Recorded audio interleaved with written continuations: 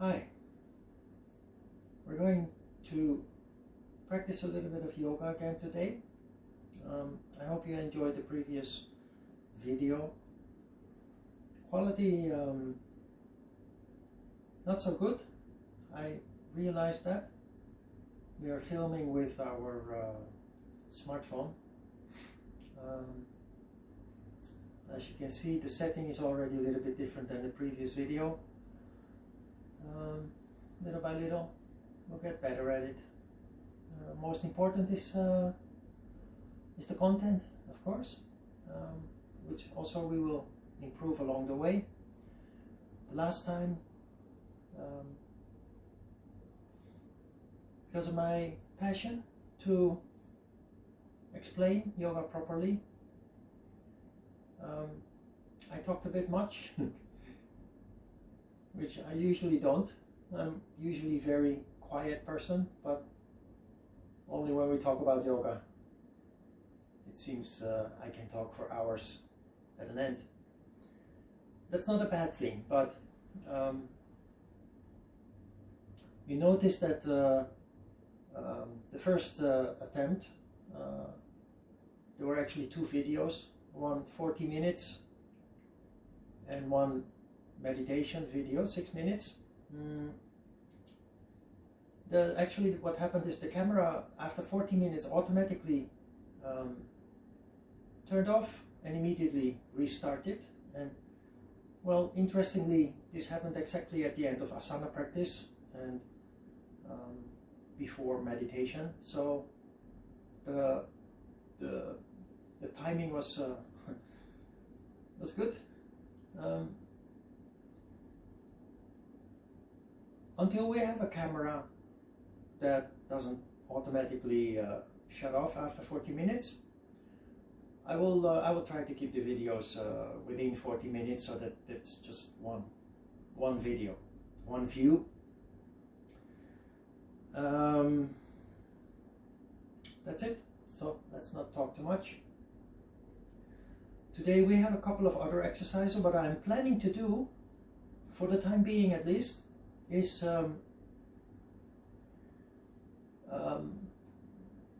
we'll do a couple of exercises. Last time we did about 4 or 5, and repeat the exercises until we get better at it. And so every other video we'll repeat the exercise. Today we have a couple of other exercises. Then the next video we will repeat the exercises from the previous video, and after that one we will repeat the ones that we do today. Over time, the number of exercises will increase a little bit, and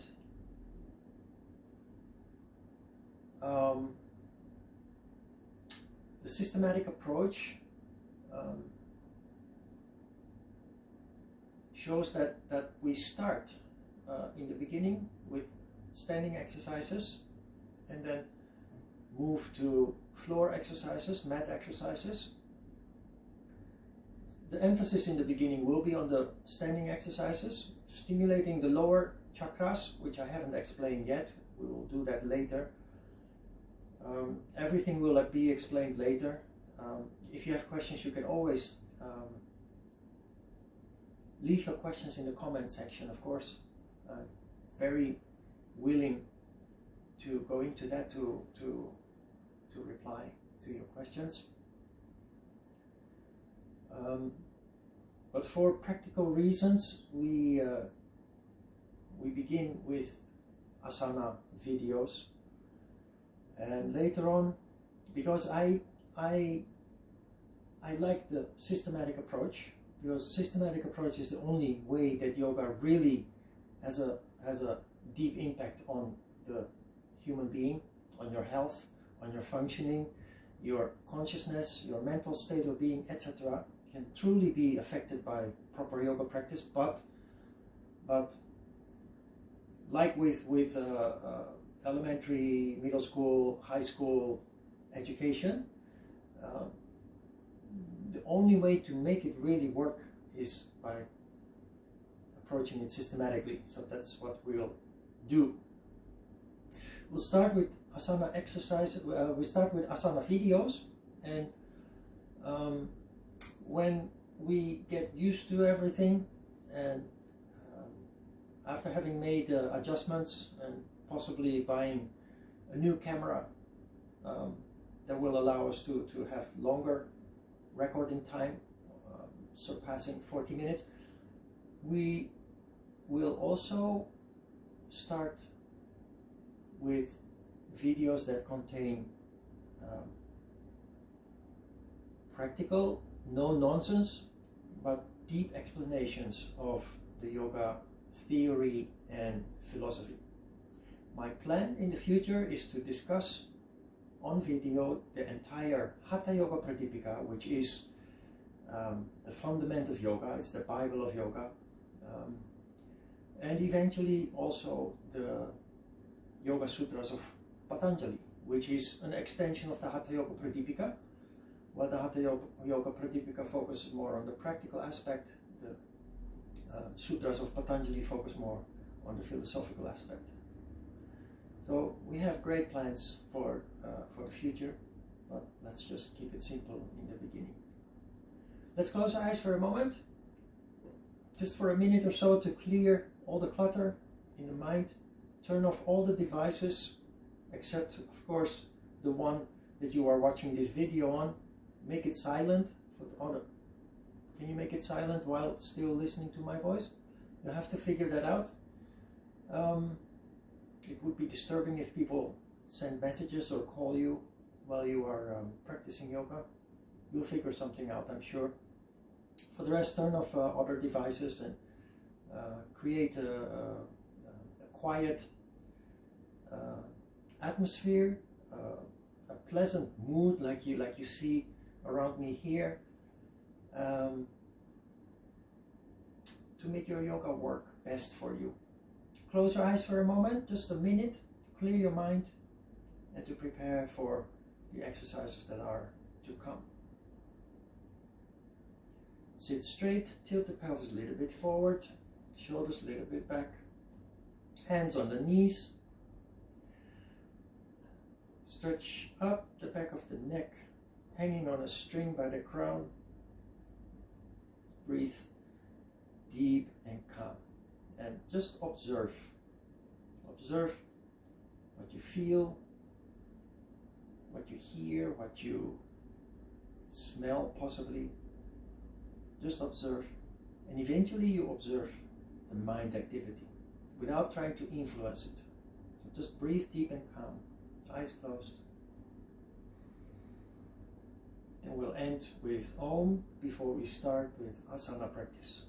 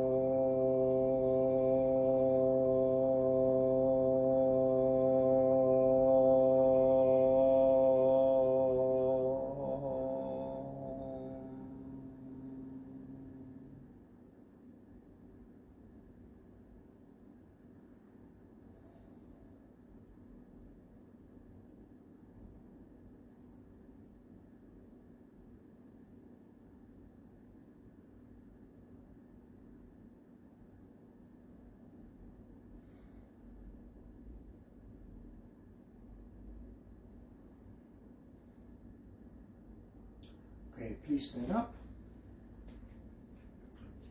Like the last video, we start with Tadasana. Feet parallel.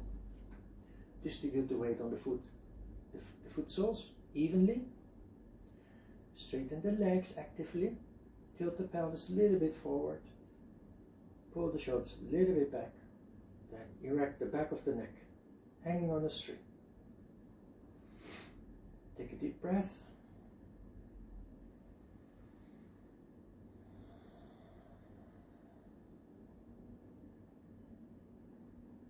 Then we go to Virabhadrasana 1. That is the first warrior pose. Vira means hero. Virabhadra simply is the name of some legendary hero.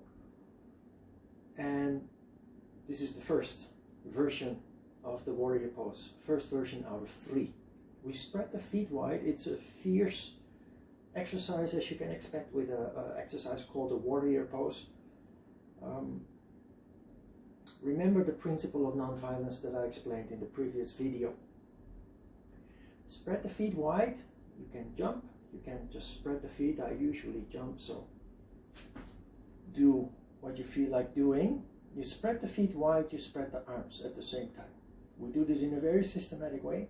Next step is that we join the hands. We cross the thumbs like in the tree pose. Join the hands. Then we turn 90 degrees. And we make sure that the feet are misaligned. If you're in doubt, start with Tadasana. We maintain the same width. Okay, you have to spread. Inhale deep, stretch up, and then bend the front leg until the thigh is horizontal, approximately. So you took care of the lower part of the body, the legs. The rear leg remains straight. The next step is that you focus on the upper body. You stretch up actively, keeping the shoulders depressed, and then you arch back. Don't hold the breath, and try to consolidate for 15-30 seconds, depending on how you feel.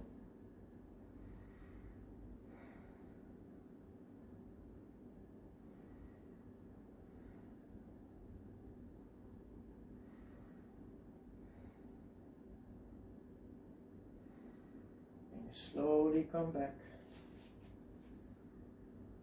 In the same way you started systematically, you come back systematically.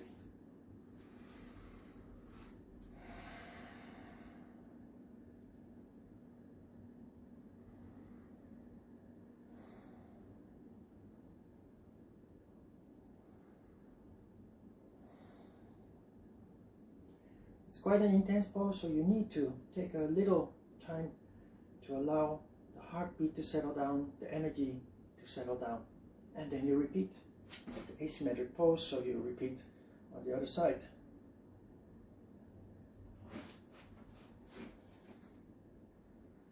Inhale deep, stretch up actively, bend the front leg, and then arch back. While extending the spine, while stretching up, you arch back. Keep breathing deep and calm. That's crucial. That's essential.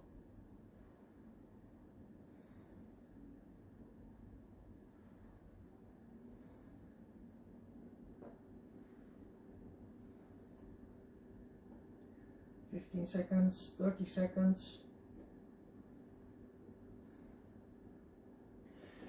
And then you slowly come back.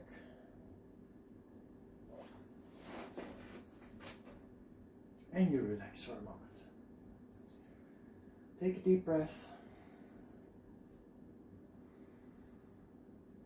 Observe what you feel. The exercise is the trigger. The rest in between is very important. That is why constant movement cannot make yoga work. You need this moment of standing still and everything settling down. Later on, I will explain how that works in a very practical way. That was Virabhadra 1, the first warrior pose.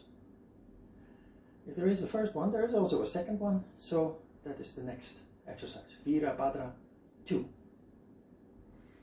Start with Tadasana. Remember, distribute the weight on the foot soles, straighten the legs, tilt the pelvis a little bit forward, shoulders a little bit back, stretch up the back of the neck.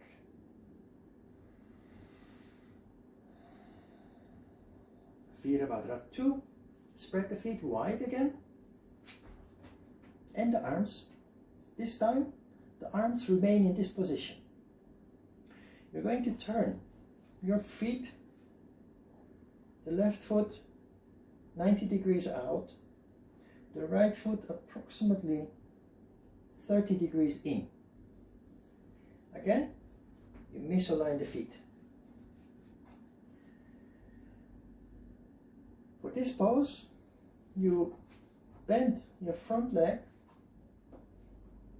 and then what we usually do is we end up like this. The hips tilt, the back is curved like a half moon, and we end up like this.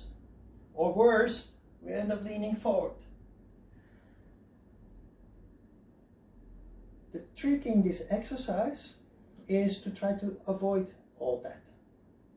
So the natural tendency, if you do this subconsciously, unaware, then that is indeed what happens. But yoga is all about awareness, all about consciousness, and it starts with these little physical things. Instead of going with the tendency to end up like that, you try to counter that. Instead of allowing the hips to tilt, which they want to do naturally, you try to keep the hips horizontally level, which then causes the spine to remain perfectly erect.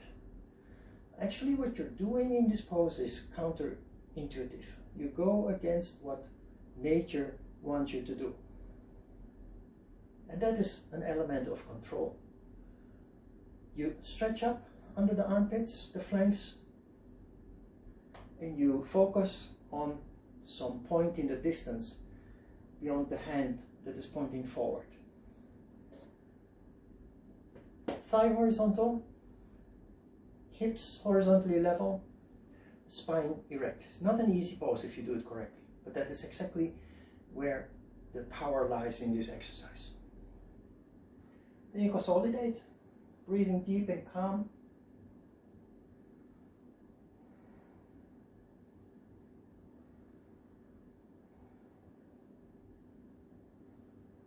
And then you slowly come back.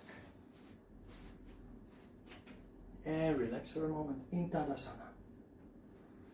Take a deep breath or two. Intense pose, so you need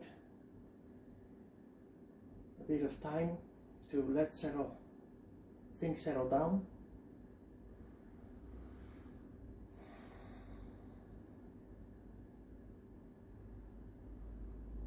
And like the first warrior, it's an asymmetric pose, so we repeat on the other side. Spread the feet wide and the arms. Right foot 30 degrees out, left foot 90 degrees out, 30 degrees in. Inhale deep, exhale, bend the front leg. Remember to control what the hips do so that the upper body remains perfectly straight, not leaning forward, no half moon pose. Try to stay erect. Consolidate, breathe deep and calm until you feel it's over.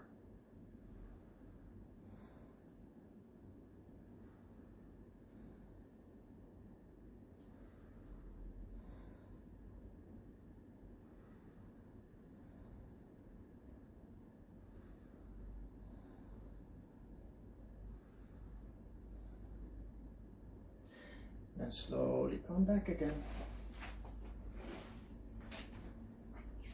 And relax for a moment. Take a deep breath. Most of all, enjoy the wonderful feeling that ensues after the intense engagement.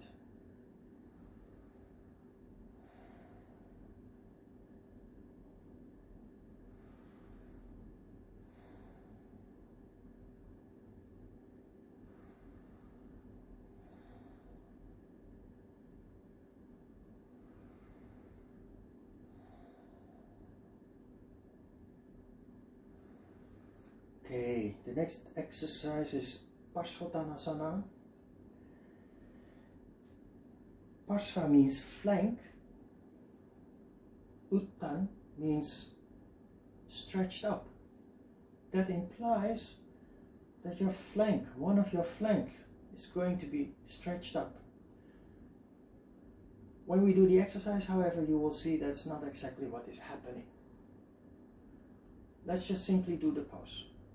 For this pose to be done correctly, we must avoid spreading the feet too wide, which is what you often see, because spreading the feet too wide does not allow you to align correctly. Spread the feet approximately 70-80 centimeters, about 2.5 feet. Usually when you jump, you spread the arms. We spread the arms, but then we bring them behind the back. What you do is you join the hands behind the back. If you cannot join the hands behind the back, that's okay. Then you grab the elbows like this.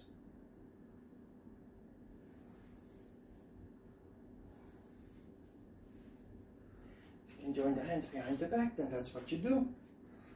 Now you're going to turn 90 degrees. Again with the feet misaligned. You spread too wide, you cannot align the hips properly, the upper body will bend. So don't spread too wide, because you don't want the upper body to bend. Like in all other poses, you want all the work to be done in the pelvis, in the hips.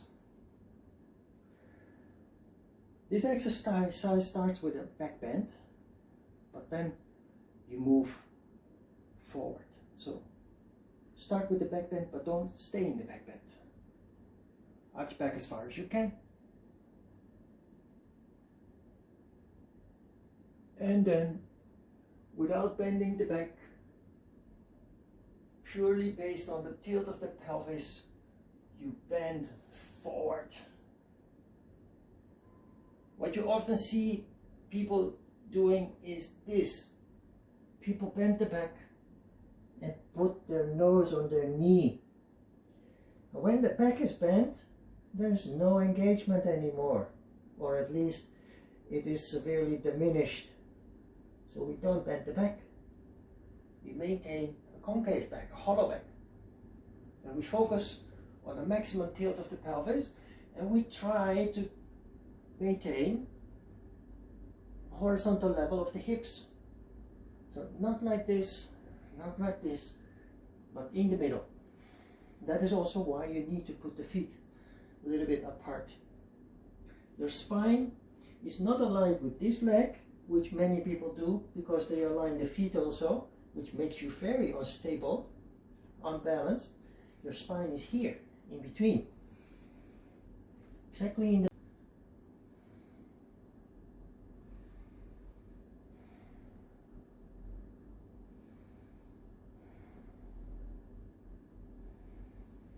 Okay, slowly come back. Stand straight. Untangle the hands for a moment. And relax. Take a deep breath. In Tadasana, allow everything to settle down for a moment.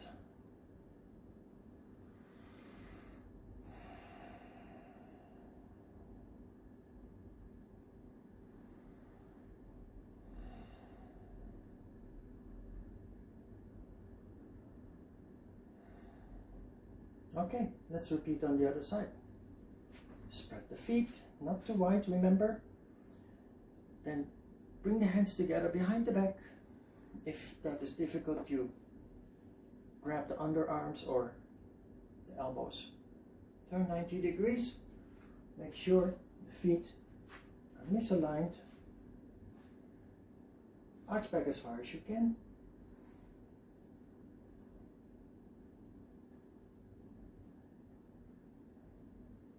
and slowly, smoothly bend forward.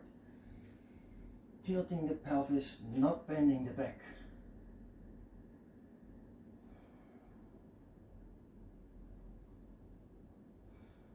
Breathe deep and calm. Consolidate.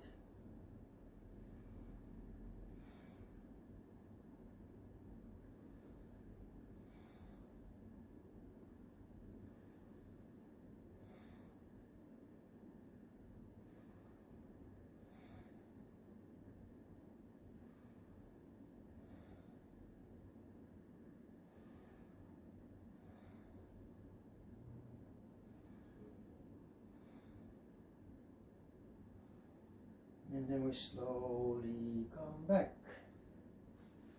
Stand erect. Release the arms. And relax for a moment. Take a deep breath.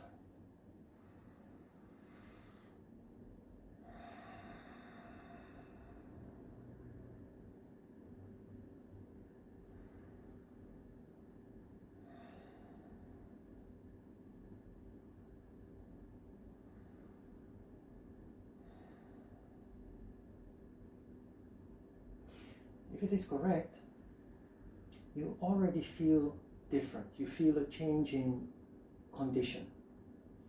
That is correct. That is what yoga is supposed to bring about. It's a condition that is not brought about if you don't stand still in the poses and if you don't take a rest in between. The modern approach of yoga, almost all classes, is constant movement, a chain of exercises tied together without any rest in between. So like I said before, we will explain exactly why this is important, the difference between the two. They're totally opposite. So it's important at some point that you understand why you're doing that, but actually the best proof that you have is that you feel that changing condition that is brought about by this typical approach. Okay, then we go down to the ground. We have a very special exercise called Salamba Sarvangasana 1. It is the first version of the shoulder stand. Shoulder stand in yoga is considered to be the mother of all asanas. As the mother strives for harmony in the home, Salamba Sarvangasana strives for harmony within you. That is the story behind calling it the mother or the queen of all exercises. Because of its importance, it has many different variations. With time, we will go through all of them, from very basic to very complex, very advanced. As the name implies, you're going to invert yourself. You're going to stand on your shoulders, upside down.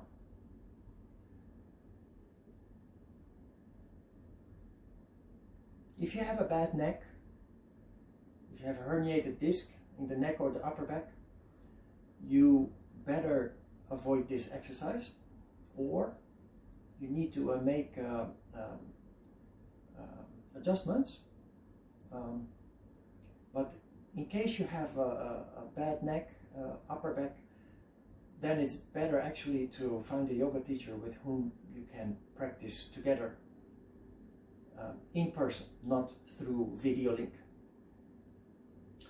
Lie down on your back.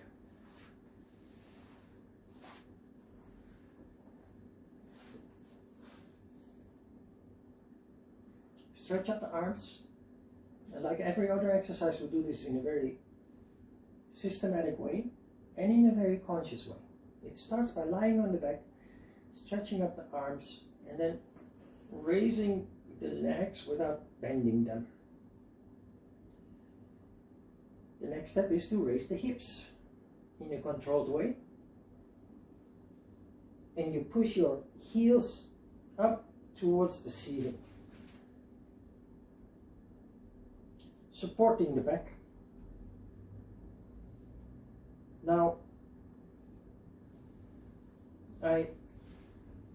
performed this exercise in a very systematic way. But most people, when they start, they do not have the strength and the technique to be able to do that. So in the beginning, you could start like this with your knees bent. The difficult part is to get the hips up in a controlled way. So in the beginning, that's not going to work. So use some speed, some momentum by swinging and using your elbows into the ground, and then quickly move your hands towards your back. So you go up. Now you have to work on the alignment. You want to be straight as much as possible. In Dutch, we call this pose the candle pose. A candle or pencil indicates straightness, of course, so you're not leaning on your hands like this, but you're trying to actively push the heels up to the ceiling, and with the support of your hands, you erect as much as possible.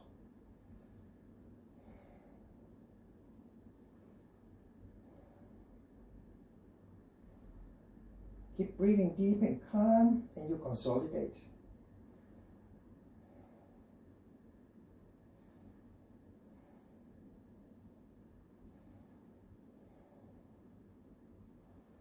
Then often you see people pointing the toes towards the ceiling.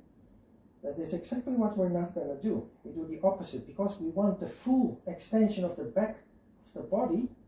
That's not happening when you point the toes, but it does happen when you actually push the heels up. So you flex the toes and you push the heels up instead.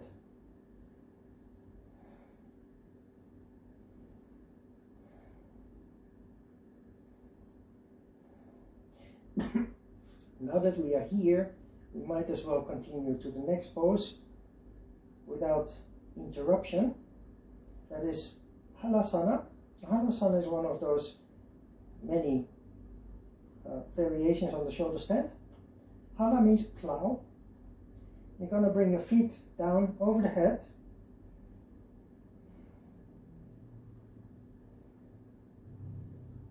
And once the toes touch the floor, do not passively stay in the pose, but push the hips up. Try to straighten the back as far as it goes. Push the hips up.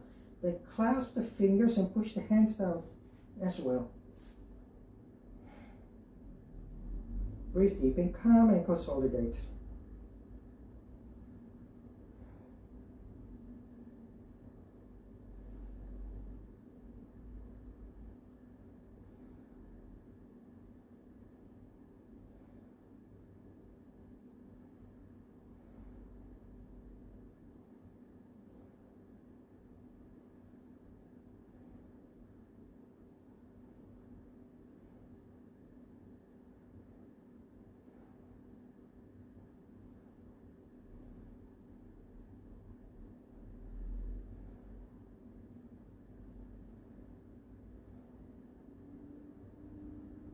Okay, now when you're done, it seems natural that you just roll down and lie on the floor directly, but that's not how we approach this. Like every other exercise, we do this systematic and in a controlled way. So we go back through the shoulder stand.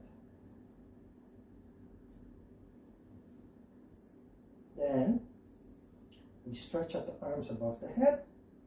And like we started in a controlled way, we come back in a controlled way.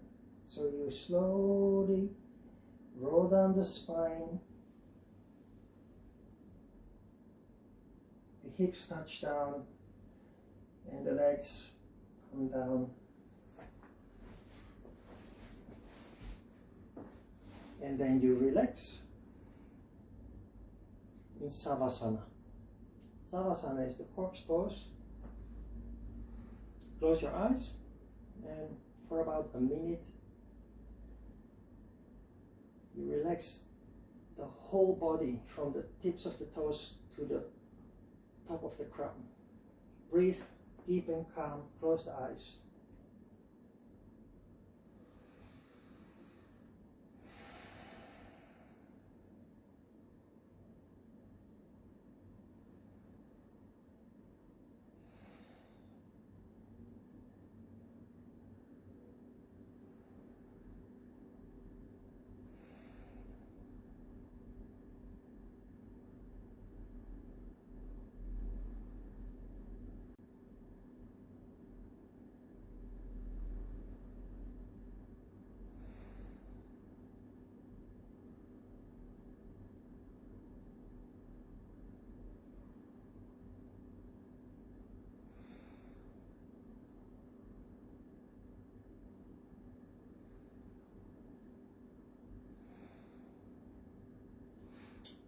Okay, then we slowly come back. Clasp the fingers, stretch yourself out.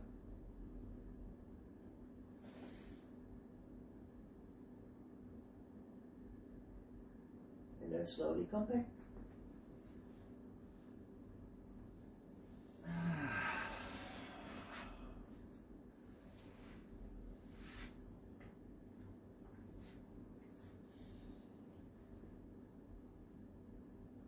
You see me smile?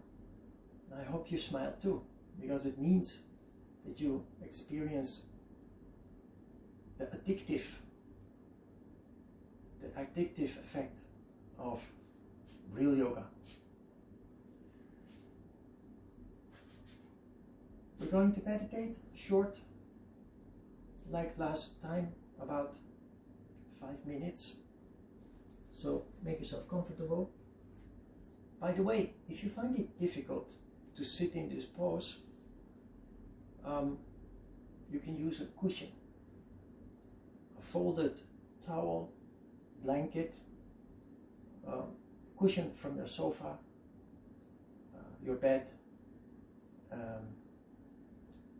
Ideal is of course a meditation cushion. I have brought an old yoga mat, cotton yoga mat. In the past, rubber yoga mats didn't exist. We had either woolen blankets or cotton mats. I folded it and I'm going to sit on the blanket. When the hips are a little bit elevated, the hips naturally tilt a little bit, allowing the spine to be straight without effort. So you eliminate a distraction that most people experience when they sit in a meditation pose, which is pain or fatigue in the muscles around the hips, and especially the lower back. So when you eliminate that discomfort, your activity here, where you're supposed to be during meditation, is much easier. So sit erect, straight, stretch up the back of the neck, tuck in the chin gently. Close the eyes. Breathe deep and calm. And simply observe. Real meditation, in the first year, probably, in the first months at least, but probably in the first year, for a large part exists out of simple observation.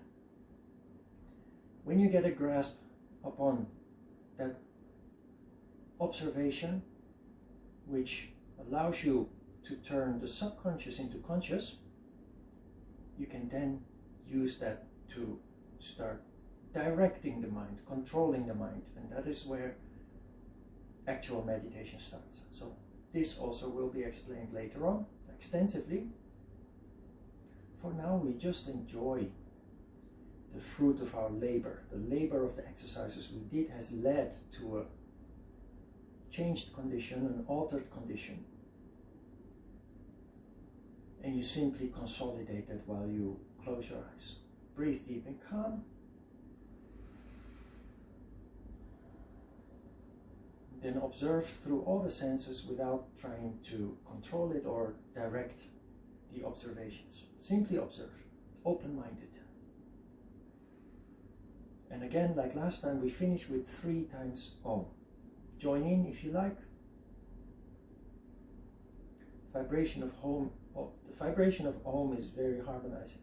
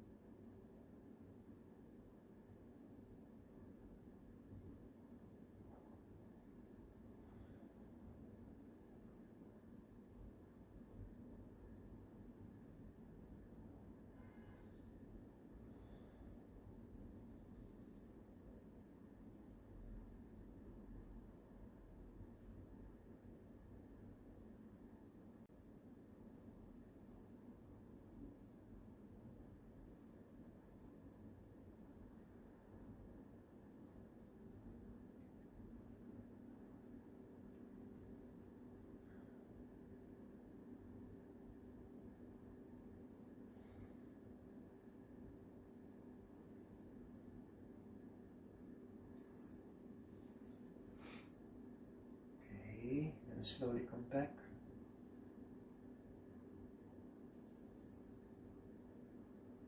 Marvelous, huh? This wonderful.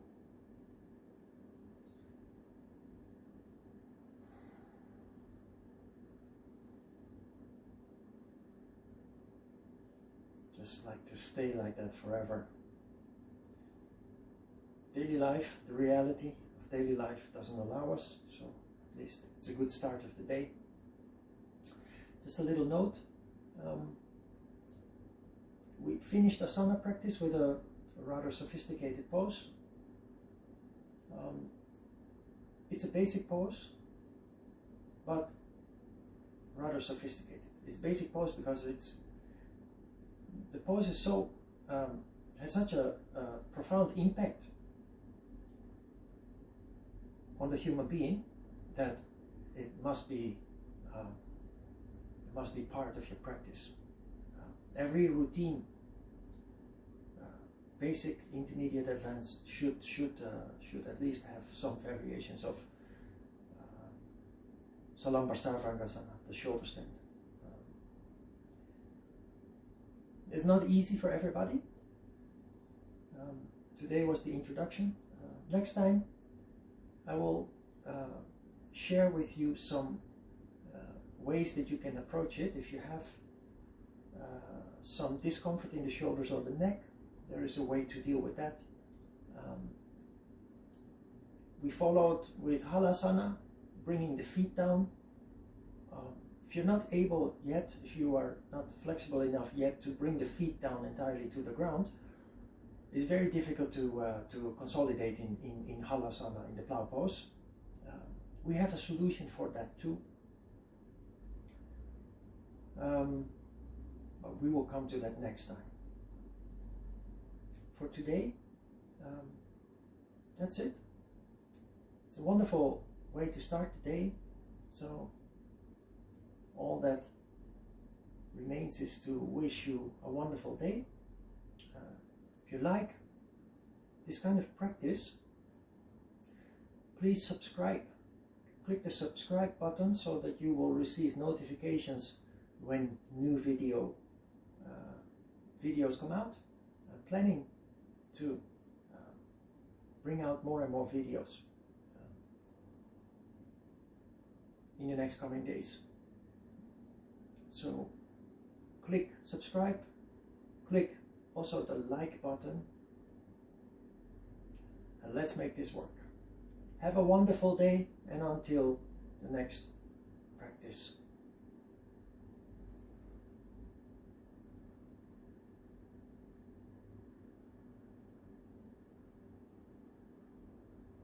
Bye-bye.